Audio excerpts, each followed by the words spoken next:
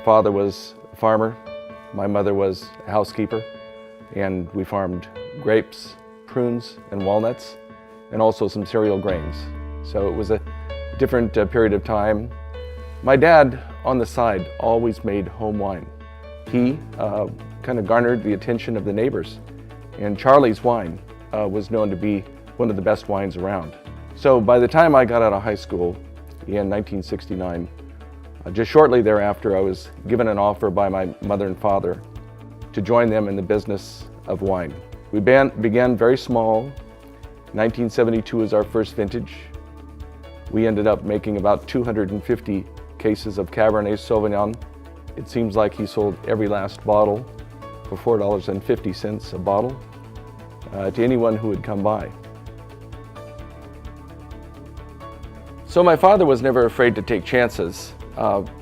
He was after making quality wines. And so those sorts of things, I think, are values that I try to instill in my current life with my own children. So we'll stick with vineyard practices that work for us, but we're always continuing to try new practices that might be more efficient, might work better for us. So we're constantly experimenting, especially on the vineyard side of things. So of course every winemaker has their own style and they have in mind something they want to create, but there really is no textbook that tells you how to make wine. A lot of what we do is through experimentation, pushing the limits here and there, trying something new, and I think that's really what keeps the wine industry on its toes. That's really what makes it a lot of fun. In 1973, our Cabernet vines had set a large crop. We went out and pruned off half the crop, throwing it to the ground. And with that, we made an extraordinary wine. The 1973 Camus was maybe the hallmark vintage for our first 10 years. Regulating our crop to produce higher qualities, we saw that in the 1973 vintage. So we repeated that time and time.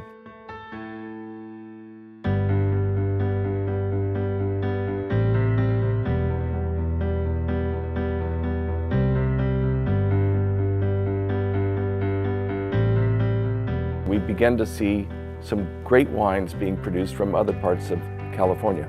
The truth is we couldn't grow great Chardonnay in Napa Valley, so we drove 3 hours south to Monterey County, which is closer to the Pacific Ocean, to grow Chardonnay. On a day when it's 92 degrees in Rutherford, it's 78 degrees in the vineyards in Monterey County. Quite different, quite cool. And what that means is early ripening varieties such as Chardonnay and Pinot Noir excel in those cool regions.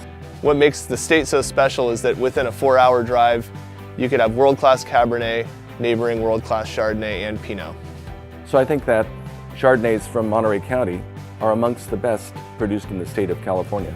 More recently, we've been down in Argentina, in the region of Mendoza, and in the Barossa Valley of Australia, where we've actually grown and picked grapes and frozen them in the field, shipped them to California, and fermented them here. This is just one of the examples of the fun that we get to have in the wine industry, and we're never just set with what we have. We always are looking for the next fun project.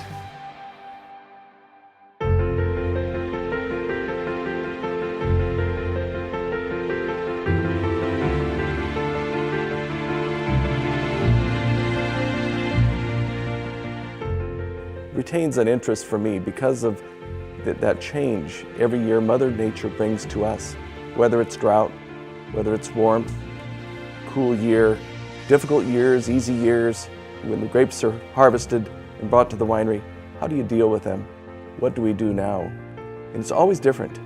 So the wines are never the same. And while we try to make wines exactly the same every year, it's impossible. Mother Nature does not allow for that. Every year, Mother Nature provides us with different challenges. That really is a fun part of the job. Every year is different. Certain years, a vineyard site might be performing really well. Other years, you really need to get creative, use your intuition to try to think of a way to make that quality fruit from a difficult year. Well, while Napa Valley's been around for a long time, I've seen big changes during my 40 years working here. Little traffic years ago to now, 3.5 million visitors a year. When we started our business, our first vintage of 1972, We had about 15 competing wineries at the time. First thing you know, we were off to a competitive role in producing wines within Napa Valley, trying to keep up with the rest, or in some cases, staying ahead of the rest.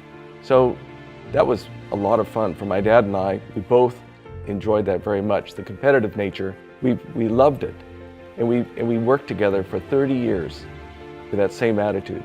I'm very lucky and fortunate to have my kids follow me in the business.